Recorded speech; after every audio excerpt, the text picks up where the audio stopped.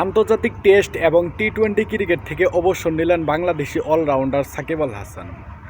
তো সাকিব আল হাসানের অবসর নেওয়াতে আপনারা কে কে আপসেট অবশ্যই কমেন্ট করে কমেন্ট বক্সে জানিয়ে দিবেন। আমিও একজন সাকিব আল হাসানের ফ্যান।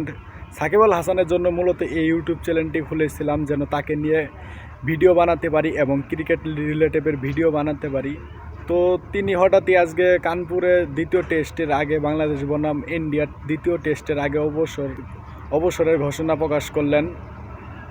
তিনি নাকি টি-20 ম্যাচ ইতিমধ্যে খেলে ফেলেছেন, তার শেষ কেরিয়ারের শেষ টি-20 ম্যাচ তিনি নাকি ইতিমধ্যে খেলে ফেলেছেন এবং মিরপুরে সাউথ আফ্রিকার সিরিজ দিয়ে তিনি সর্বশেষ টেস্ট ম্যাচ খেলবেন।